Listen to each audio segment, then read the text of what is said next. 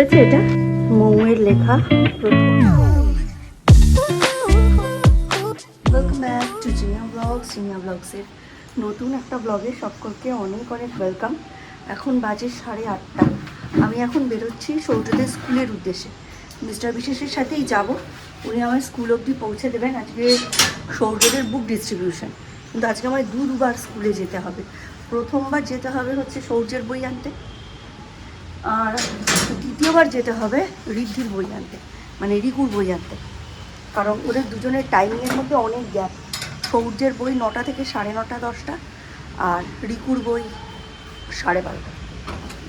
অনেক গ্যাপ, একসাথে গিয়ে লাভ নেই। 9:30টার মধ্যে আমার হয়ে যাবে না?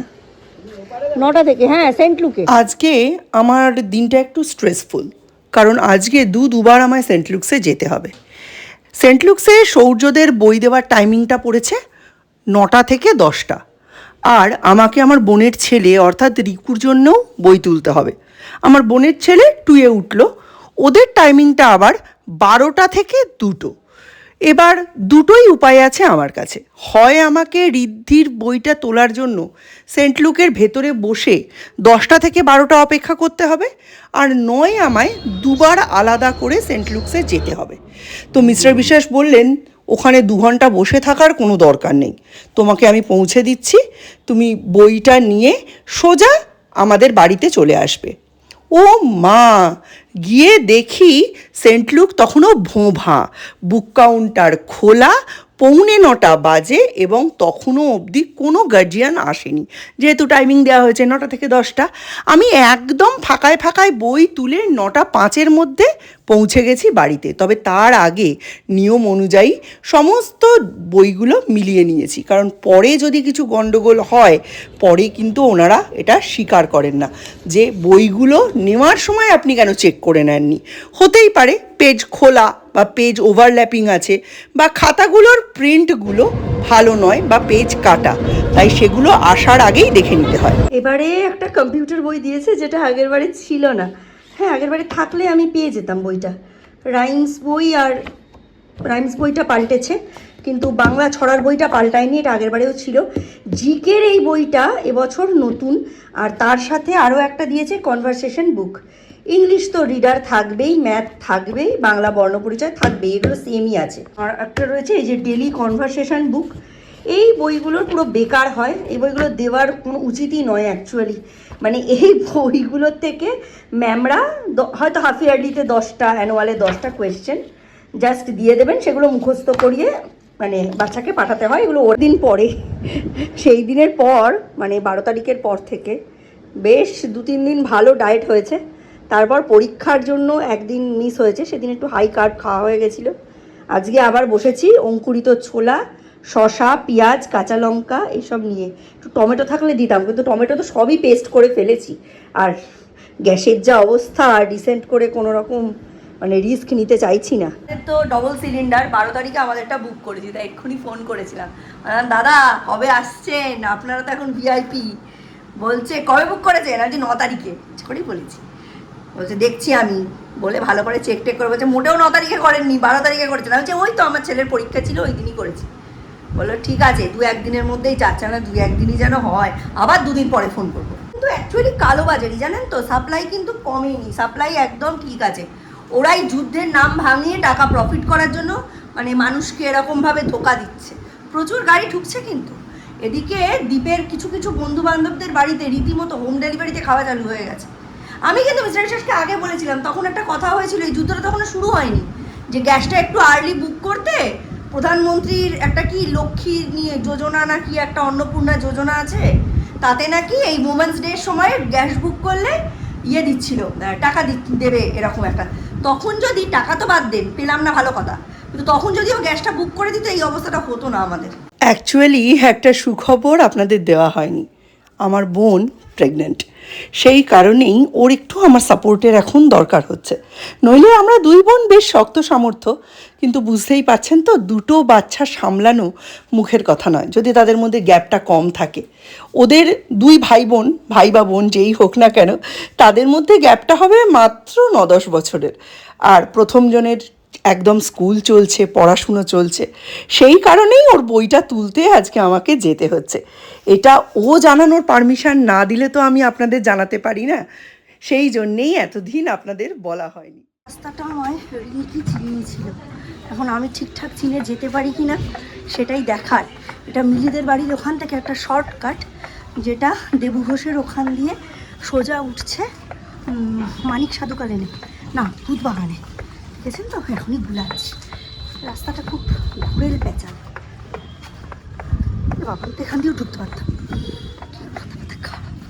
এই রাস্তাটা আপনারা মানে আমি ব্লগে কোনোদিন দেখাইনি, দেখাবো আপনাদের। মিস্টার বিশ্বাসও চেনেন না রাস্তাটা। এখান দিয়ে দ্বীপের অরিন্দম স্যারের বাড়ি খুব কাছে। অনেক কিছু জিনিস কিনতে দিল মিলি, বললো আমি তো বেরোতে পারছি না দিদি, তুই এই জিনিসগুলো কিনে আনবি। আমি টাকা পয়সা নিয়েই বেরিয়ে গেছি, বই খাতা কিনবো, আরও কিছু কিছু স্টেশনারি জিনিস, কারণ সেন্ট লুকের মারা, সেন্ট লুকের গার্জিয়ানরা যেভাবে জিনিসগুলো কিনবে সেগুলো কিনতে পারবে না, ওই জন্য। চল এই যে এবার দ্বিতীয়বারের জন্য চলে আসলাম আবার স্কুলে। এখন বাজে 12:15, একটু দেরি হয়ে গেল আসতে, কারণ মিলির ওখানে হয়ে তারপর এলাম। আর রিকু এত কাঁদছে সৌর্যের জন্য।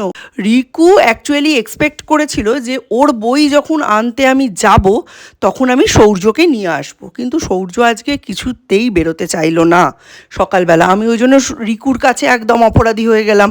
ওকে আমি কথা দিয়েছিলাম যে সৌর্যকে আমি নিয়ে আসবো।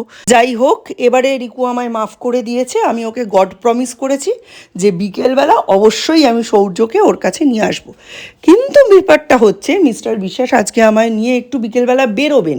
উনি অফিস থেকে তাড়াতাড়ি ফিরছেন, খালিমাত্র একটা ইন্ডাকশান আর একটা ইন্ডাকশানের কড়াই কেনার জন্য। ও গড প্রমিস তো করেই ফেলেছি, তাই বাধ্য হয়েই সৌর্যকে নিয়ে আমার মনে হয় বিকেলবেলা আমায় আবার আসতে হবে, কারণ সৌর্যকে নিয়ে না আসলে রিকু আমায় ছাড়বে না। এখানে মিলি সব বইগুলো একটু মিলিয়ে নিচ্ছে, যদিও আমি মিলিয়েই এনেছিলাম, তবে মিলি পড়ানো শুরু করে দিয়েছিল। এখন বই একদম চেঞ্জ হয়ে গেছে। ওকে বইগুলো দিয়ে বাড়িতে ফিরেই দেখি আমার একটা মিল প্রেপ বক্সের কম্বো আমি অর্ডার করেছিলাম, সেটা এসে গেছে। এই মিল প্রেপ বক্সটা অ্যাকচুয়ালি আমি আমার খাবার দাবারগুলো মিল প্রেপিং করার জন্যেই এনেছি। মিল প্রেপিং তো আপনারা সকলেই জানেন, একদিনে একটু বেশি পরিমাণে রান্না করে যারা মোটামুটি প্ল্যান্ড ডায়েটের মধ্যে থাকে তাদের জন্য খুব উপকারী। সেটা তারা একদিন রান্না করে সেটাকে অর্গানাইজ করে রেখে দিলে মোটামুটি 3-4 দিনের জন্য তাদের আর চিন্তা করতে হয় না। ওই বক্স থেকে বের করে সমপরিমাণ খাবার একটু প্রিহিট করে খাওয়া যায়। প্রথম 2 দিনেরটা ফ্রিজের তাকেই রাখা যায়, কিন্তু 3 নম্বর আর 4 নম্বর দিনের প্যাকেটগুলো ডিপ ফ্রিজে বা ফ্রিজারে একটু যদি রাখা হয় খুবই ভালো থাকে। এই বক্সগুলো মিশো থেকে নিয়েছি, মোটামুটি আছে 10টা বক্স।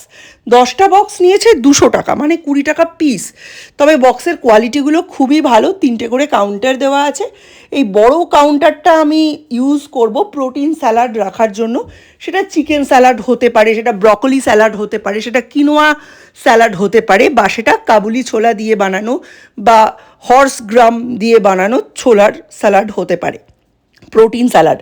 আর বাকি যে 2টো ছোটো ছোটো কন্টেনার আছে ওটার মধ্যে একটার মধ্যে আমি কিনোয়া বা লিটল মিলেট বা রাইস যে কোনো একটা রাখবো, যাতে পরিমাণটা একটু কম।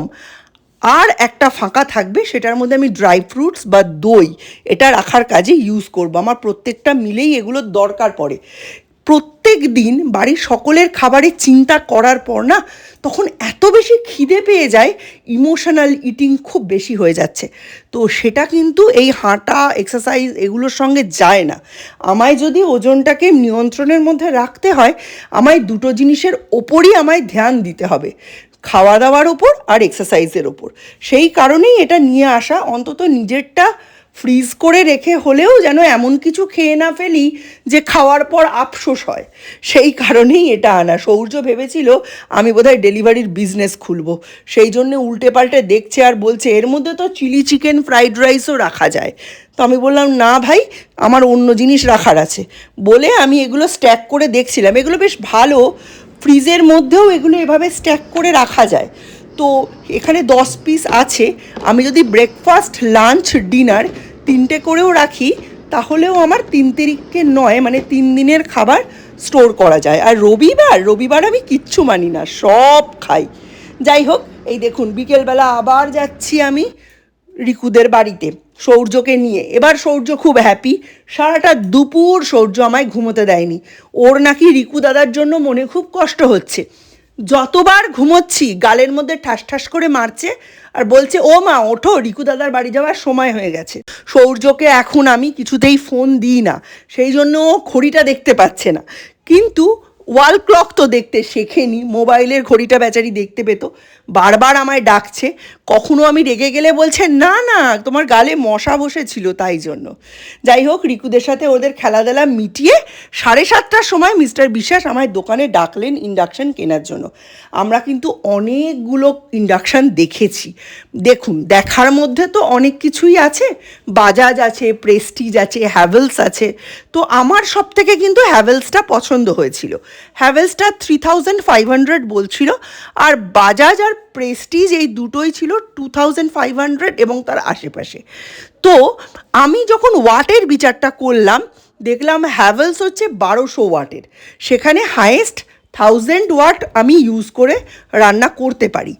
কিন্তু বাজাজ আর প্রেস্টিজ এগুলো 1400-1600 ওয়াটের, সেক্ষেত্রে আমি 1400-র ক্ষেত্রে 1200 এবং 1600-র ক্ষেত্রেও আমি মোটামুটি 1300 বা 1200 ওয়াট পুরো ইউজ করতে পারি।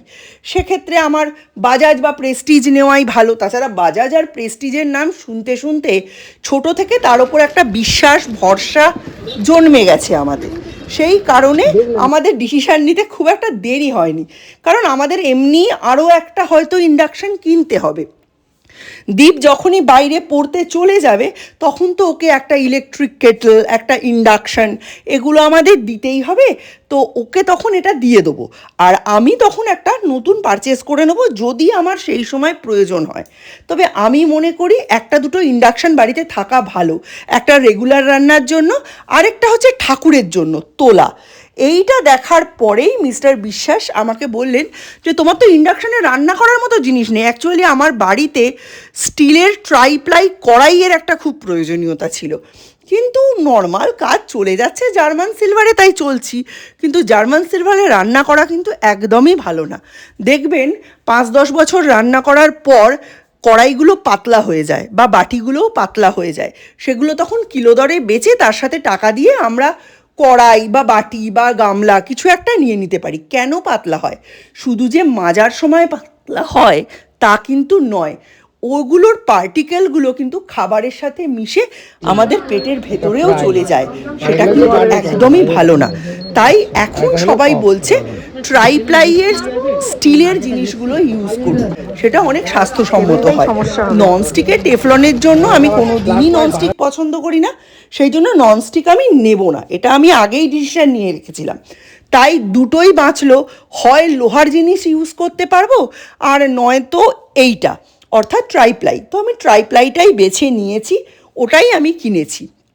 এছাড়া আর একটা কনফিউশন আমার ছিল, সেটা হচ্ছে আমি ইন্ডাকশান নেব না ইনফ্রারেড কুকটপ নেব। তো অনেকে বলছিল ইনফ্রারেডের ওপর সব রকম বাসনই বসানো যায়, সেটা তুমি নিতে পারো, কিন্তু ইনফ্রারেডে কারেন্টের খরচাটা একটু বেশি তুলনামূলকভাবে ইন্ডাকশানের থেকে। ইন্ডাকশানে তোমার 300 থেকে 400 টাকা মাসে খরচ হবে, ইনফ্রারেডে সেখানে 600 থেকে 700 টাকা মাসে খরচ হবে।